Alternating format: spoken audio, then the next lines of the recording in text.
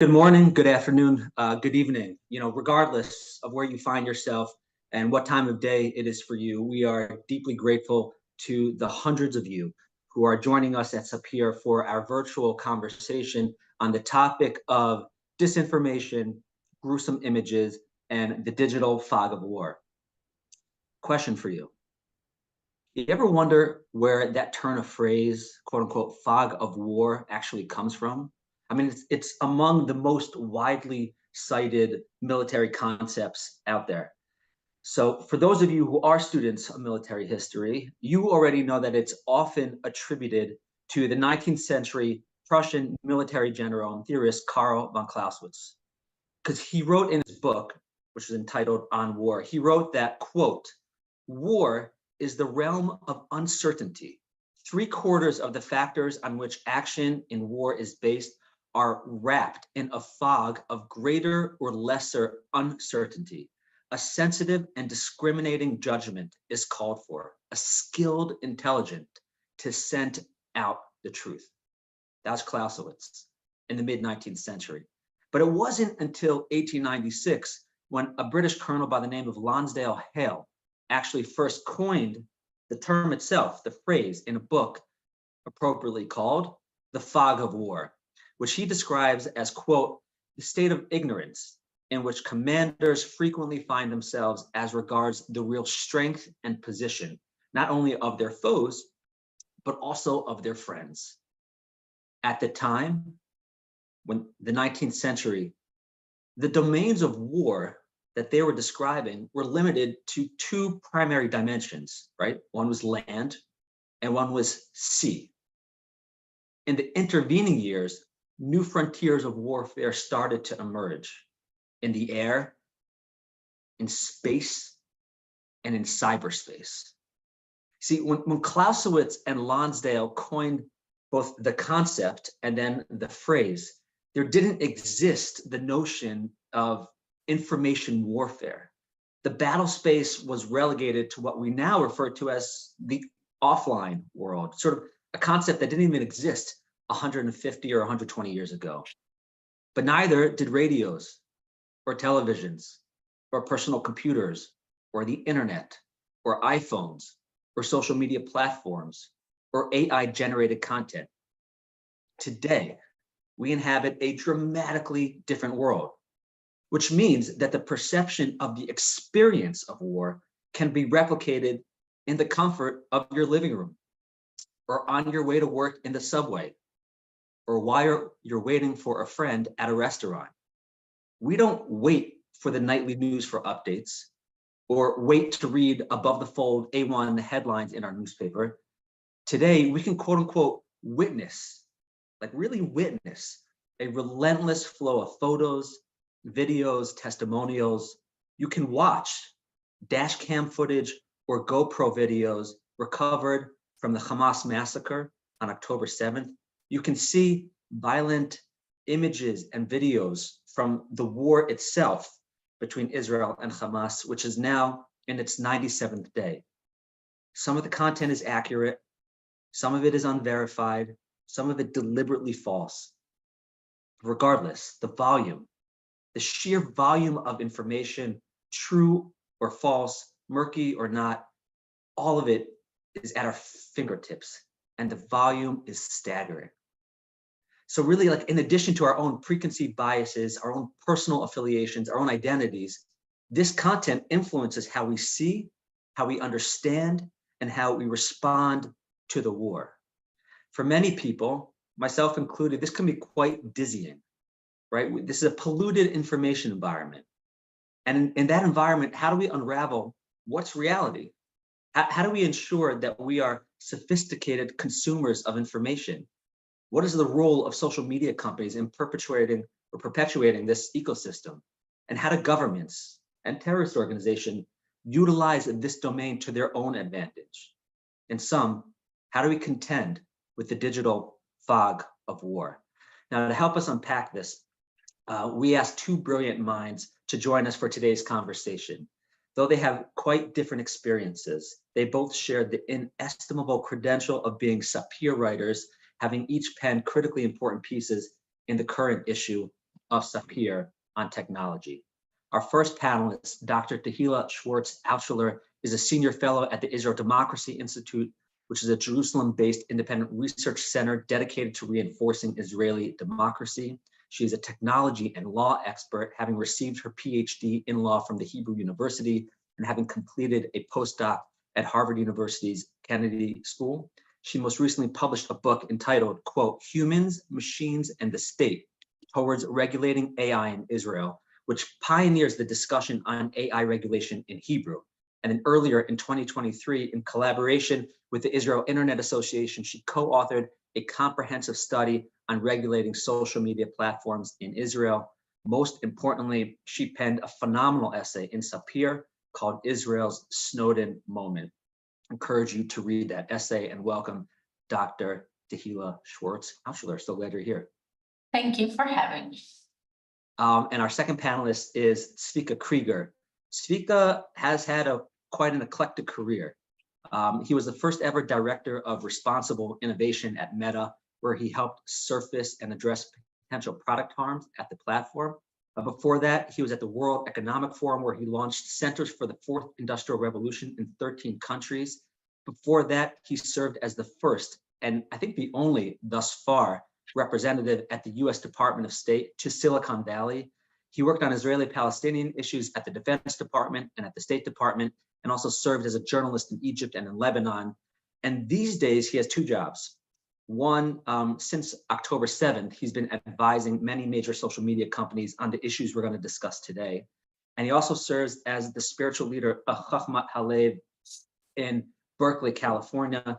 And he has a piece in Sapir entitled Jews and the Metaverse, which I think is one of the first pieces looking at the intersection between the Jewish community and the potential metaverse. Zvika, welcome to the program. So glad to be here with you too.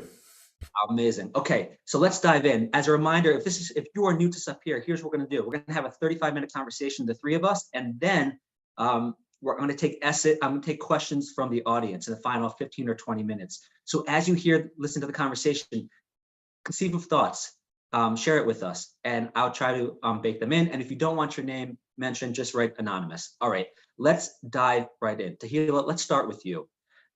You've written a lot about sort of this concept of war and how it's evolved over the years.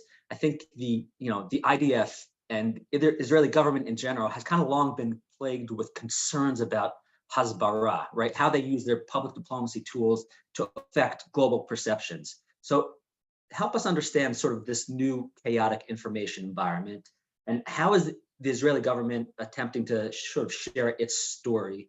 What tools are they using? Floor is yours. Okay, so first of all, good evening, everyone, and thank you for joining us.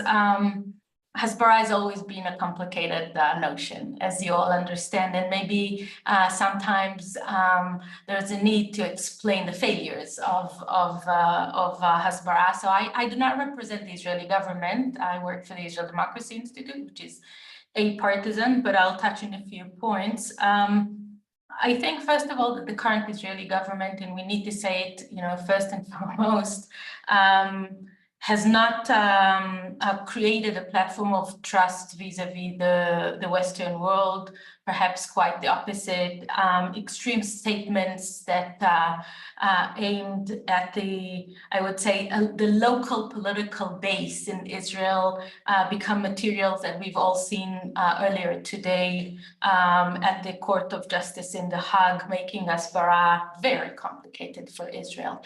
That's the first thing. The second thing is the politicization of the central public diplomacy institutions in Israel, which led to the need for private initiatives and entities to step in during at least the first 2 months of the war, leading the Hasbara efforts mainly in social media.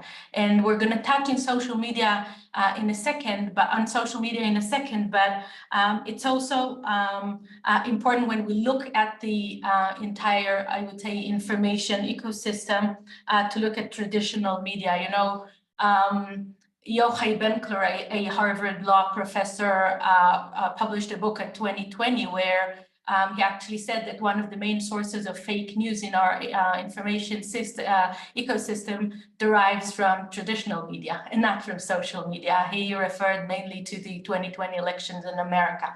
And I think that we have witnessed preconceived ideas and positions against Israel by leading media sources and outlets around the world. And on the other hand, I would say they were mainly unskeptical, or we witnessed unskeptical trust in Hamas sources. But what we have also seen, and that was, I think, a good response of the Israeli government, are apologies, clarifications, and sometimes change of course later. And we've seen that, with the BBC, the Guardian, the New York Times, and other major media outlets. But I want to finish up just this part of the talk by saying the following. We're talking about hasbara, but I think we need to reconsider the concept itself of hasbara, because our information system has changed, as we said before, and hasbara means generally appealing to rationality. An assumption that facts can be argued upon, or the possibility of influence through evidence. And it's no longer a secret that our information environment is very sick. We live in a world where facts are less important than narratives. People emote rather than debate, and algorithms shapes our worldview. So in this sense, I think we need to talk, or to delve in a little bit more into how social media works, or how flawed is our information system, then talk specifically about hasbara. Thanks, Tehilla. And I do want to delve into that momentarily. I want to sort of gear the conversation to start with looking at, well, has the Israeli government utilized certain social media techniques? I know obviously you do not represent the Israeli government, but you do live in Israel, and you're a student of this craft to a certain extent. Since October 7th, has the Israeli government, or have there been nonprofit, non-governmental entities that have utilized social media tools uniquely in order to convey a certain perspective or narrative that you find to be particularly effective? Well, first of all, they all use, what we have around us. Twitter, that is X, TikTok accounts, and other social media platforms. Israel was, I think it took a little bit of time for the government to wake up and start creating its own content, but before that, some private entities and pioneers actually use social media in order to foster Israeli narratives. But I don't think there was anything special about it. They have used traditional or current and existing tools, and that's why I think that without understanding the features of social media and how it actually works algorithmically and other, it's difficult to explain why it was helpful, but we cannot actually win this war under, I would say, existing features and algorithmics of social media. All right, so then let's take the conversation to what companies actually do in this current context. And obviously, no better person to have than friend of Sapir and a long friend of mine, Zvika. Zvika, you've worked at a company, Meta, on these issues of sort of responsible innovation. And you spent the last X amount of weeks and months talking to a lot of these social media companies on this very issue. Could we just start with, give us a very basic primer on what is content moderation, and how do some of these companies that you work with contend with some of the large inflow of sometimes gruesome information or disinformation and the like? Sure, happy to chat about that. Maybe I'll just start by making one quick comment about what the topic you were just discussing with Tehilla, which is that the challenge with social media is that there's a certain culture on these social media platforms in terms of what types of content resonates with viewers. And I think that you need to, that people who are looking to make an impact on these platforms need to reflect the culture of the platforms and not just take their approach to traditional media and sort of port it over to these new mediums.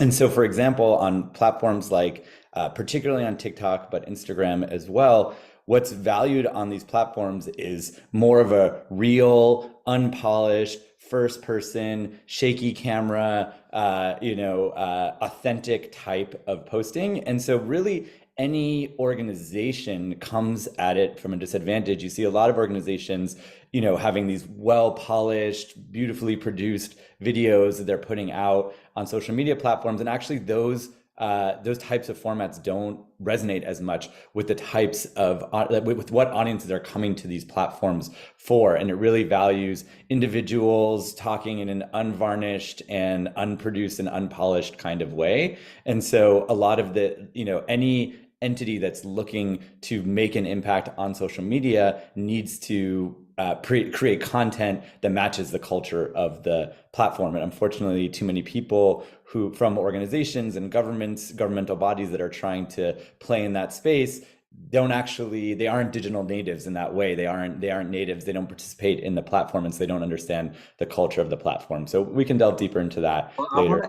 I want to jump on that in particular, because I'm thinking about, so yes, you have to utilize the culture of the platform, but also there are some, let's say, social media platforms which have different rules and different systems, right, which will allow certain things and some that won't. So yes, Israel, it's a technological powerhouse, but like in this asymmetric warfare environment, sometimes non-state and actors like Hamas can use technological developments to their own advantage. One thing I'm thinking about in particular was, I guess it was the Atlanta Council had a piece talking a month or so ago, looking at how the various platforms were being used in the current conflict.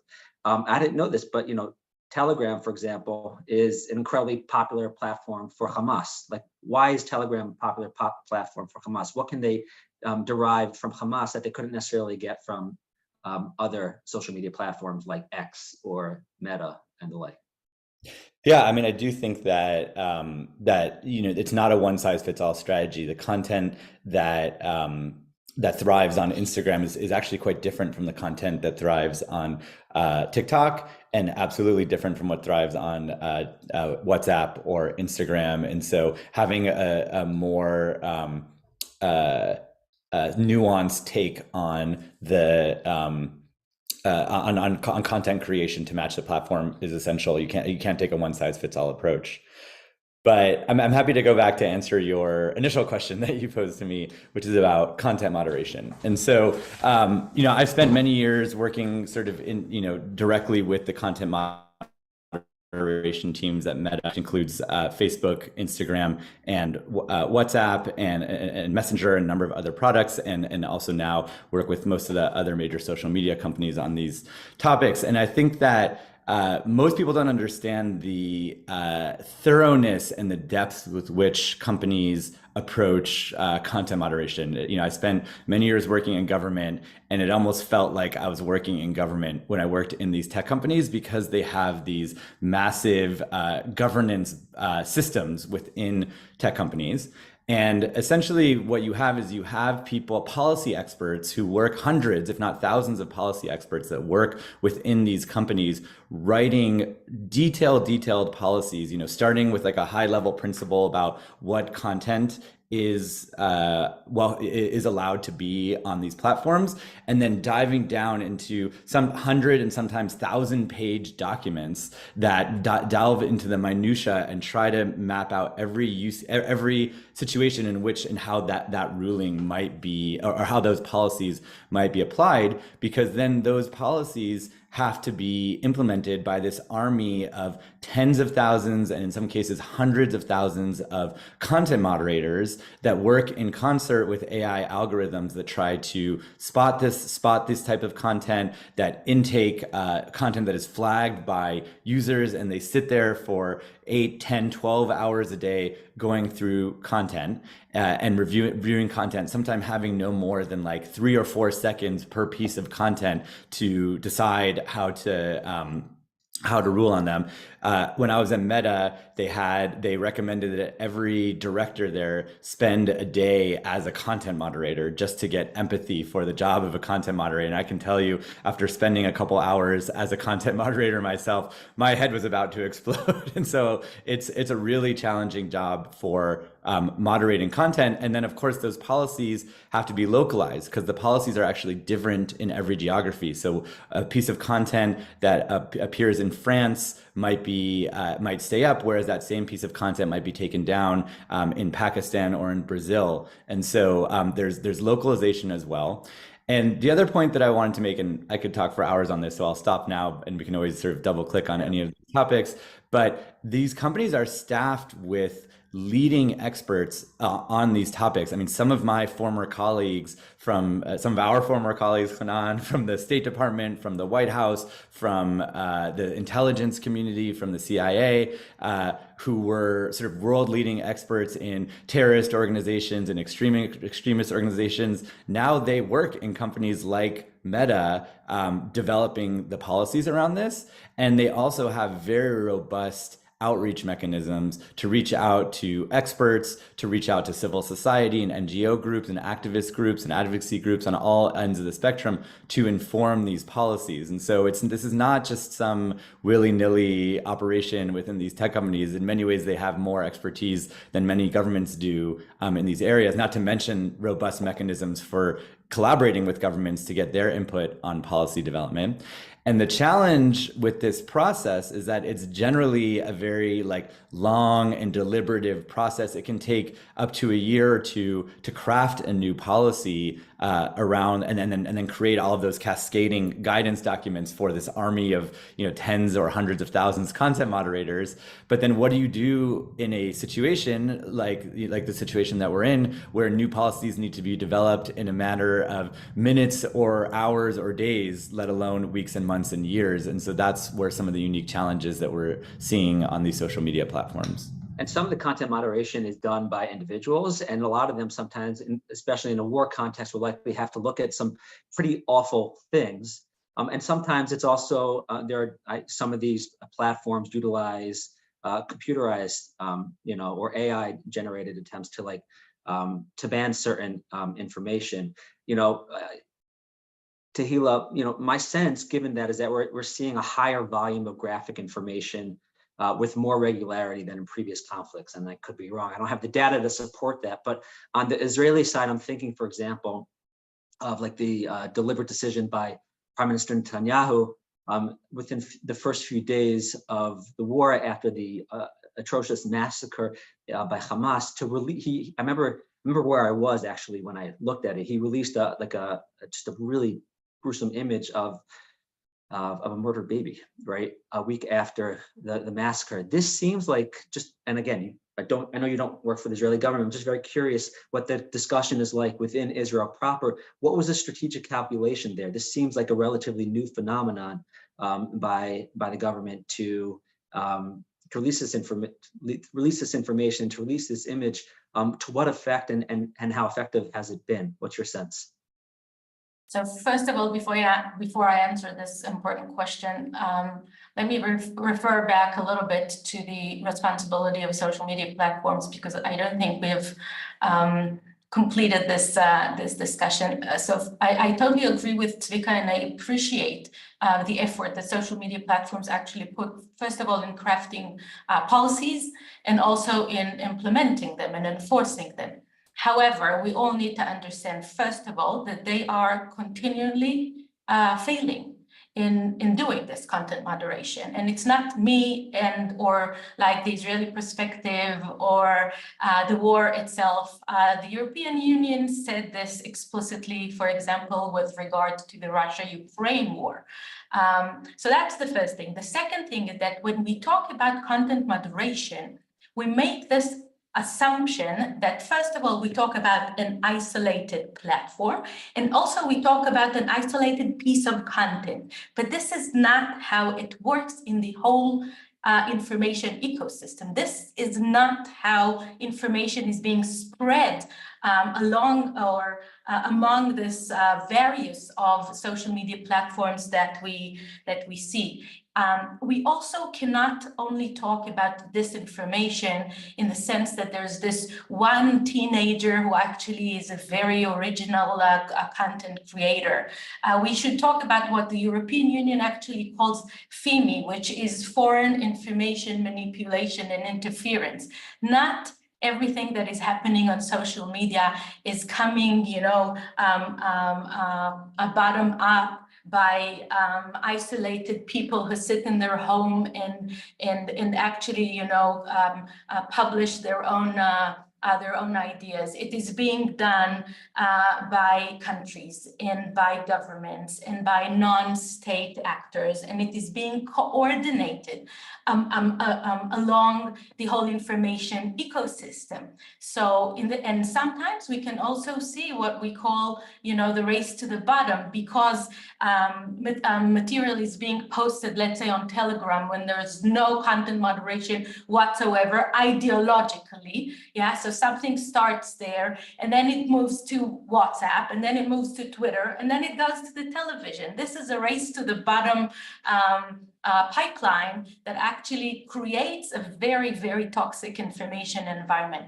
So I think we need to understand this as a more, I would say, global problem. We cannot trust that each company would solve it as for itself. And to be very honest, even in Israel, we see totally different approaches being taken by various social media platforms. As I would say, Google and also Meta were quite responsible, even not that responsive, in the sense that there are global content moderation teams actually sit in America or in Ireland, and all of a sudden they are celebrating Thanksgiving, but in Israel there's a war and we need immediate responses. When we talk about Twitter, they were, I would say, not that collaborative, neither with the Israeli government nor with Israeli civil society organization, who actually approached them with foreign interference influence networks, either with conspiracy theories that went around the information ecosystem, like fire and other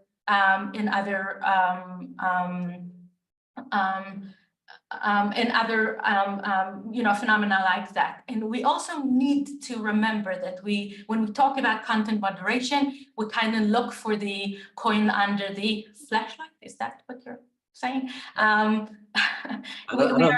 Might sound different in Hebrew. Yeah. We're looking for the obvious and the easy ways. Why? Because, for example, in Israel, WhatsApp is very, very popular, just like in India, right? And WhatsApp is an encrypted platform. You can do content moderation on WhatsApp, and you cannot do content moderation on Telegram because they wouldn't let you do that. They're against that. And then when you talk about X, for example, they've taken out features or implemented features that help disinformation spread even more. For example, the fact that you don't you're getting better traffic if you don't implement or you don't add a link to a tweet, which makes it much easier, much harder for people to understand what is exactly true and what is false or what is fake. So what I'm trying to say here is that we need a more holistic ecosystem-based approach here. We can't leave the responsibility on the shoulders of each platform as of itself. Okay, I want to delve into that in a second. And the question I asked, we can park that to the side. Okay. I think what you're articulating, right, is sort of in part one of the questions I was trying to ask, which was, listen, within the first 72 hours of the massacre, apparently Hamas or Hamas adjacent groups produced some 6,000 Telegram posts, right? I'm curious whether the same thing necessarily would be allowed on Meta or Instagram. Meta is incredibly popular throughout the Middle East, has some 200 million users, I think, though Zvika, tell me if I'm off base. What Tehilla is arguing for is we need to be sort of a one-size-fits-all way to address sort of content moderation on each of the various platforms. I don't know, what's your reaction to that, Zvika? I mean, I think that, I would definitely agree with basically everything Tehilla said, and that, I'm not here to be like an apologist for the social media platforms. Like I am the first person. I'm a very vocal critic. Was before I worked for social media platforms. Continue to be now that I'm not an employee at Meta. But even as I consult with and advise social media platforms on how to do this work better, I'm the first one to acknowledge that they're not doing a good job on these issues, and that there is so much harmful content that is making its way through. But I think that, absolutely echoing what Tehilla said, that there's an extreme lack of consistency across the platforms, and there is some collaboration that happens across the platforms, particularly when it comes to there's a number of forms in which these platforms can consult collaboratively with global law enforcement bodies, et cetera. But there's actually a lot of limitations because of antitrust laws, in which how to what extent these platforms can collaborate. I often found it frustrating when I wanted to talk to some of my colleagues at other tech companies. We had to have lawyers in the room, and we were very tightly circumscribed about the things that we could talk about because of those regulations. And so there absolutely is not uniformity across these platforms. And the other thing that's been interesting to me, because I spent, the only company that I worked inside the company was at Meta. And now that I'm an advisor with a number of different tech companies, I see that actually different companies have different philosophies when it comes to content moderation. And that's because they have different values that are driving their platform. At Meta, the value is very much about freedom of speech and autonomy. And you hear very much Mark Zuckerberg talking about metaphors like the open forum or the town square, or bringing these metaphors from like ancient Rome and Greece about these sort of open discourse. And that ethos really trickles down throughout the entire company, where freedom of speech is the number one value when it comes to thinking about content moderation. That doesn't mean that freedom of speech conquers all. Of course, there's a lot of content that Meta either takes down or puts like a interstitial, how do I say that in normal person English, puts like a warning label on top of a piece of content, or that certain content gets under promoted or depromoted, or won't show up in recommendation feeds, or won't show up for users of certain ages. And so Meta certainly does govern content, but it leans towards freedom of speech. Whereas in a platform like TikTok, I'll put aside, the whole conversation about being a Chinese company and sort of Chinese attitudes towards freedom of speech, but really, I forget exactly what it is, but the sort of logo, the tagline or the motto of TikTok is something like "create joy" or something like that. And so the primary ethos of that platform is how can we optimize for content that creates joy? And so they're not looking to optimize for things like freedom of speech and creating like a robust discourse. They're looking to optimize for things that create joy amongst their users. And so they might be willing to take a heavier hand on moderation if that's the kind of culture they want to create on their platform. And so, and I can go through each of the platforms and talk about how the unique culture shapes their approach to content moderation. But just to echo and sort of add to what Tehilla was saying, that absolutely there's different standards in different platforms, and that really reflects like the different cultures and values of each organization.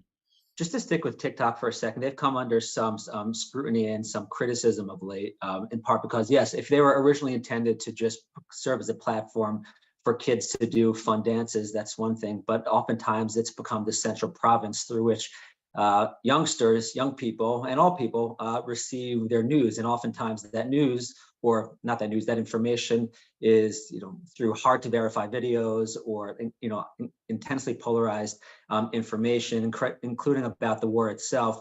And I think the ADL and others have sort of criticized TikTok for being a space where filtered content that perhaps should have been filtered, perceived as like anti-Semitic or deeply critical of Israel, is becoming sort of a mainstream bit of information that people have access to. What's your take on that that whole debate? What are you seeing from your perch, and how on point is it or not? Yeah, I mean, I can't talk about the specifics of any particular platform given the work that I do. But what I will say is that I think that for a lot of people in the Jewish community, it can feel more convenient or more comforting to blame the platforms for the proliferation of content that is critical of Israel and for content that is anti-Semitic. And say, well, clearly this platform either is anti-Semitic or is anti-Israel, or there's an agenda that the platform has in terms of promoting that kind of content.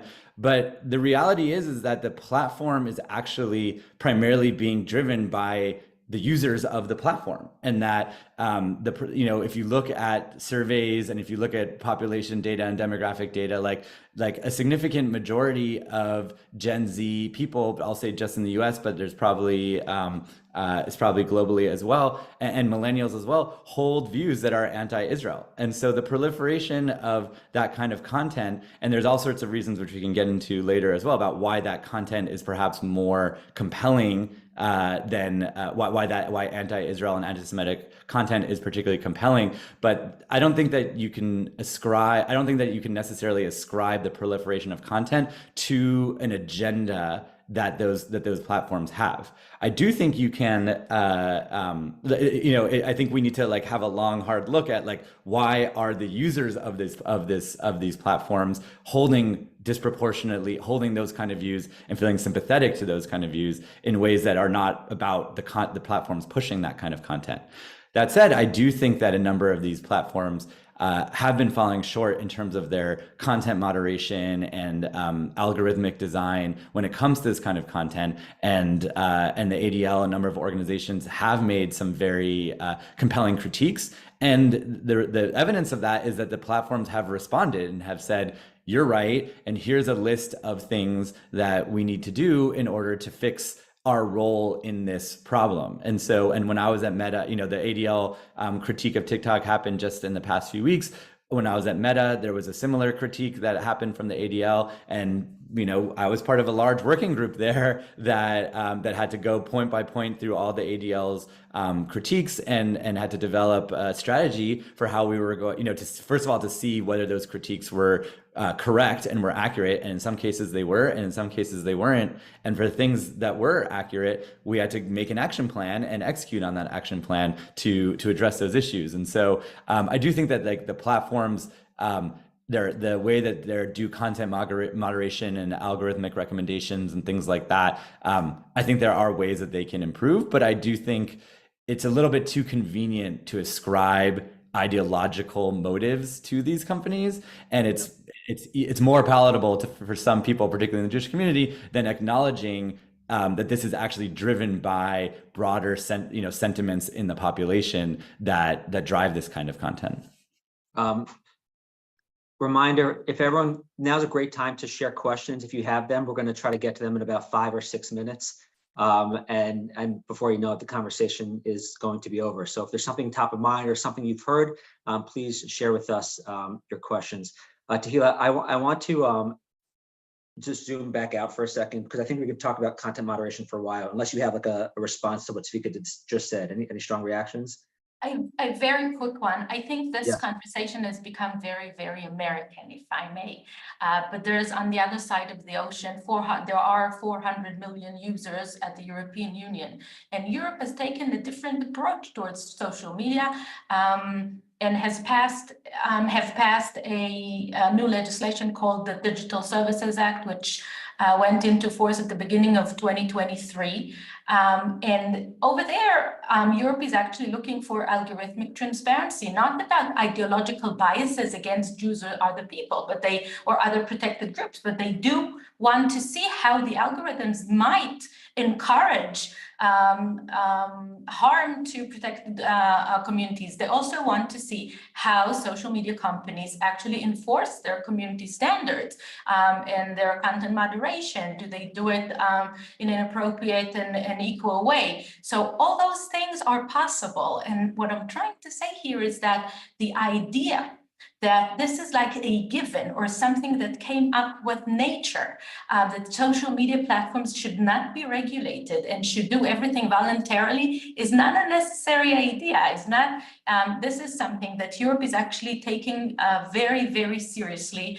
And considering the fact that the digital legislation of the EU is quite extraterritorial, just as we saw, for example, with the privacy regulation and other things, we might see effect, or what is called the Brussels effect, on America as well. And that might change the discussion a little bit. But what we haven't discussed yet is what exactly Hamas did with social media. That's what I keep trying to get to. So, so what did? So maybe can you identify how did Hamas utilize social media to its advantage in this asymmetric warfare environment in ways perhaps that they had in the past? Either of you want to take that? And by that I mean either posting information or disinformation, including images that maybe came from this war itself, or possibly came from a different war. Like I've seen the New York Times had a piece about a particular image which was real. It was a real image, but it came from the war in Syria 10 years prior. And sort of applied it to the current context. What are you seeing? How is Hamas utilizing this to their advantage? Tehilla, why don't you grab this? So first of all, I call this Israel-Hamas war the first phygital war, which means digital and physical together. Because firstly, I think that while 9/11, for example, was a spectacle of terror aimed or designed to be televised, October 7th was designed for the same purpose, but this time on social media. So baked in operationally to Hamas attack was the plan to carry out the most, I would say, potent influence operation in history, an operation that was aimed to cause an earthquake or a flood in Israel. If you listen to Hassan Nasrallah's speeches, he talks about earthquakes and about a flood. So that's the first thing. It was baked into the operation to use social media, the GoPros, the dispersed coverage, and so on and so forth. Also, what comes in mind, I think, is the word penetration, in the sense that Hamas has penetrated into the security fence, into people's homes, into women's bodies, and into people's cell phones, into victims' cell phones. And in this sense, they used victims' cell phones in order to air live what they have done to those people. Also, the target of this flooding of information was to create a lack of knowledge, of understanding what was actually happening, who is responsible, who is to be blamed. And we see they have succeeded. I mean, in this sense. And fourth, I think it changes the way we think about wars, because it does not occur in a specific territorial border. Think about, for example, the people who were kidnapped to Gaza, and then everything was aired, and those videos were put on Telegram and then everywhere. And then photos of those people were published by the Israeli government, and then people in America printed those photos and put them on walls in New York, right? And then other people came and tore them apart. And then those people were filmed in cell phones, and those little videos were put again on social media, and those people went through doxing and other shaming processes. There were no boundaries to this war, and it is unrelated to residence or to citizenship. And I saw one question that was aimed to me. What is also very interesting about phygital wars, it was not Hamas against Israel. It was much wider in terms of the players.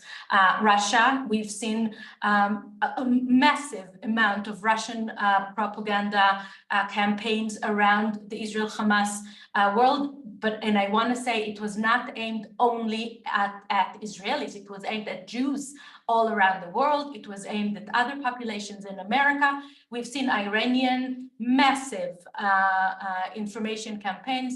Only this morning, I think we've discovered another, like Active Info, which is an Israeli NGO, have found an Egyptian campaign. There are so many players in this battlefield, on top of all the private entities and the private people who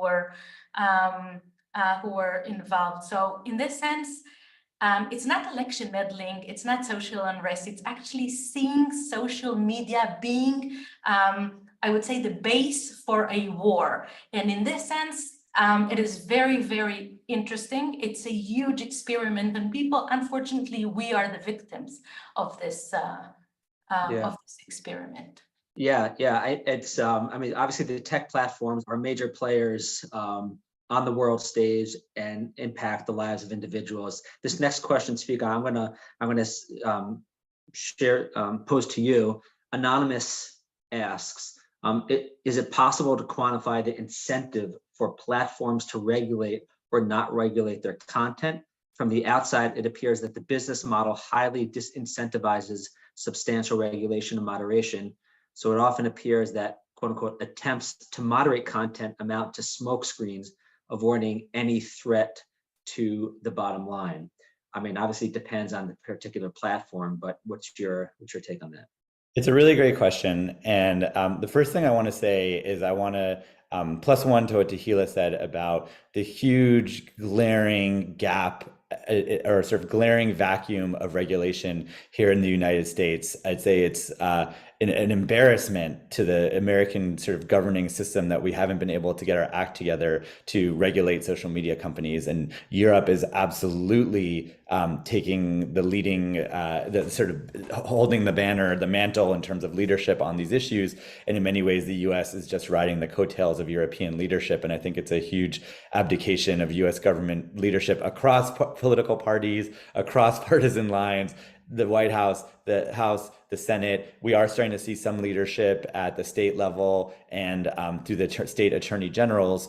But it's, you know, the fact that these companies, I mean, I will say, like, as somebody who worked in one of these companies, I think in many ways the companies would welcome regulation because they don't, you know, they're sort of frantically trying to keep up. Every time they make a decision about how to govern these content moderation decisions, they get flack from the right, from the left. They would rather have clarity, even if that clarity means that it has to be more restrictive. I can tell you from the inside that many of these companies are advocating and would very much welcome regulation. And the fact that Meta, for example, had to go ahead and essentially create its own Supreme Court, the Facebook Oversight Board, is just a symptom of the fact that government has totally abdicated, the US government has totally abdicated its responsibility in this space. And so Meta basically had to create its own shadow government to fill in that gap. And so, I think we're, every time I say this every year that we're seeing momentum, and hopefully in this year we're going to get some sort of regulation from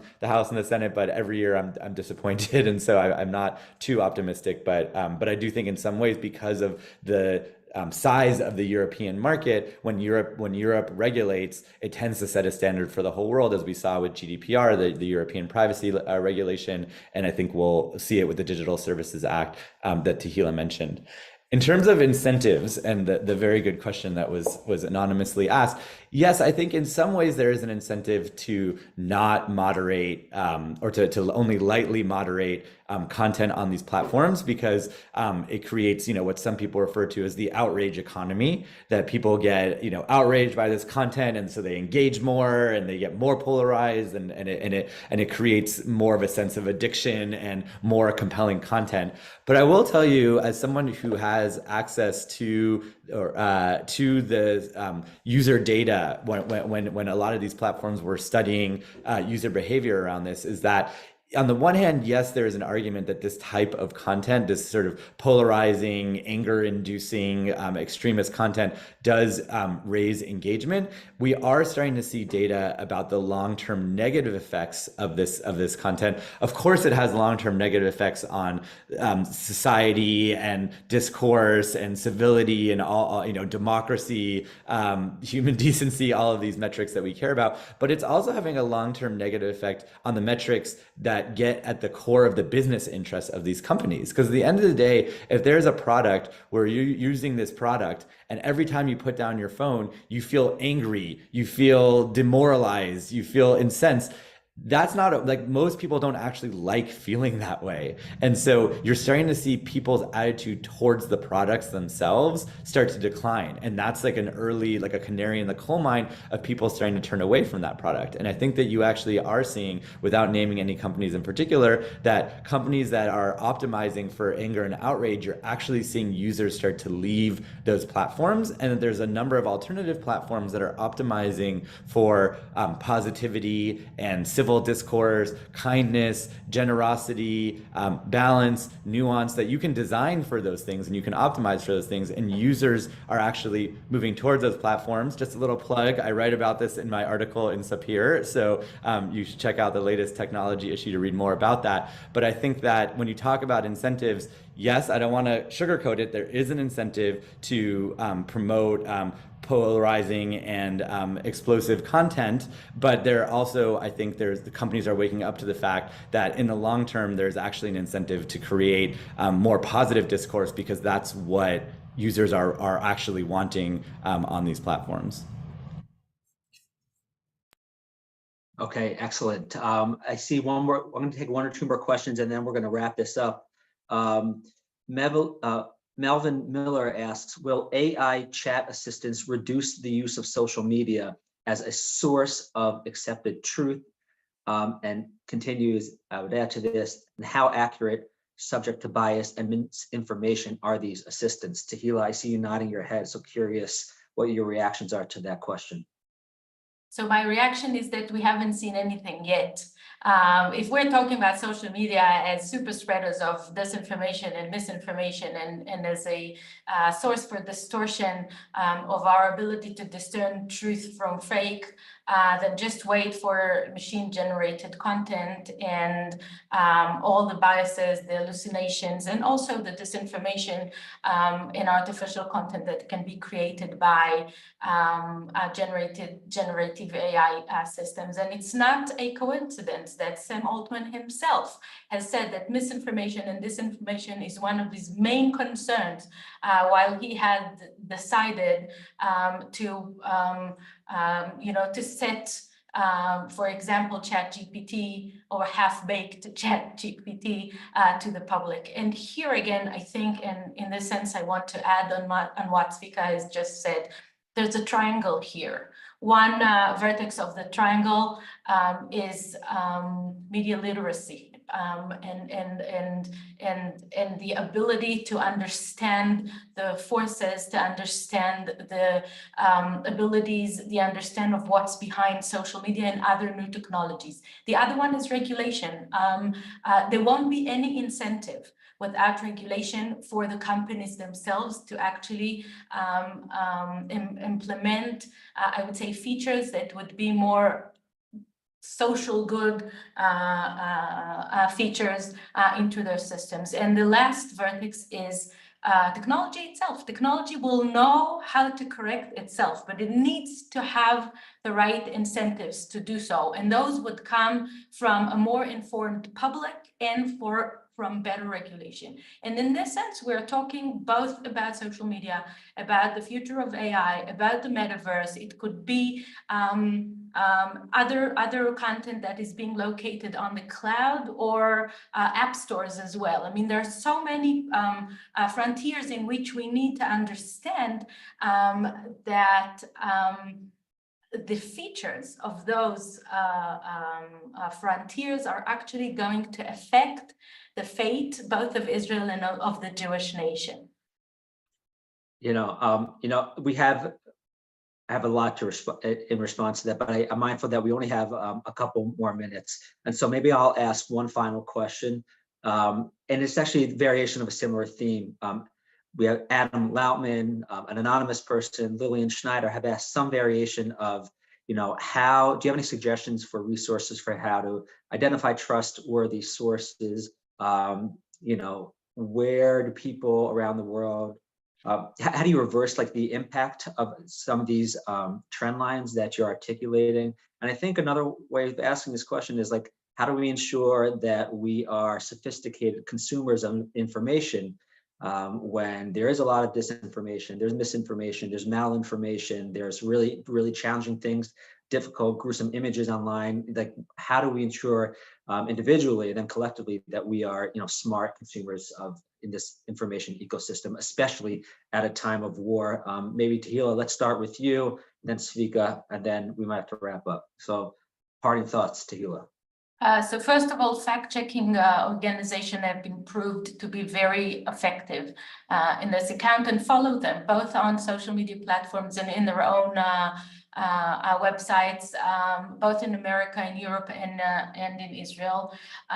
Digital literacy is something that can be learned, and there are so many resources online, both about how to count fingers on AI-generated images and how to differ true from fake and other platforms. But there should be also, I would say, a top-down regulation that would force those companies to be more transparent. And if once they're transparent, I can assure you that organizations such as the ADL will take into or get into action once they see anything that might need their intervention. What we can also talk about is, I would say, international measures such as Geneva Conventions for cyber, like humanitarian law for cyber. And there are so many things to do at the moment, but it all should start, as you rightfully asked, with digital literacy and resilience. Thank you, Tehilla. And Zvika, your reactions to the same question? Yeah, I would say there's so many things to say on this topic, but maybe the two things that stand out to me is one, particularly for the next generation, I think we really need to take steps to educate our children. They are going to be the target of these disinformation campaigns sooner than all of us imagine. I have a 9-year-old. I've been working with his school around creating a digital literacy initiative. I think that schools and you, as anyone who has parents or anyone who is a parent or who cares about these issues, in our schools, we need to be teaching children. And if you can't, it's not in your school, you got to do it yourself, on how to be responsible consumers of social media, because it's something that I think a lot of parents feel woefully underprepared to do, and kids are being thrown into this battlefield of disinformation. Completely unprepared. It's not something that most of us learned as kids in school, or to the extent that we did learn it, it's a completely different world. And so investing in education around digital literacy, I think, is absolutely essential. And the second thing I would say is that even for, I don't want to make any assumptions about who's in the audience of this group, but I think that even those who consider themselves to be pro-Israel or active members in the Jewish community, we need to break out of our filter bubbles as well. Right. I think that all sides of this conflict have echo chambers, are in echo chambers, and that there's disinformation on the right, there's different disinformation on the left, and that there's different disinformation in pro-Israel circles, there's disinformation in circles that are critical of Israel. And so diversify the sources of your information, obviously +1 to what Tehilla shared about being able to identify reliable sources of information, but diversifying your sources of information are an important way to sort of to be able to spot things that are not accurate or are ideologically driven, so that we can actually have well-informed and nuanced opinions on these challenging topics. Amazing. Thanks so much, Zvika. Thank you, Tehilla. Today, we learned from an insider about how the world of content moderation operates. We also learned about a new word, physical, looking at the physical digital domains of war. I encourage everyone on this call to read Tehilla and Zvika's essays in the current issue of Sapir, please take their recommendations to heart in your own personal lives about how to be a smart, sophisticated, and responsible consumer of information. And please, if you haven't signed up for the Sapir newsletter, do so. Do so right now. Encourage your friends, your family, your coworkers, sign up, sapirjournal.org/newsletter. We will have more events related to the technology issue in the coming weeks. And again, thank you so much to Zvika, Tehilla, and the hundreds of you who joined us today.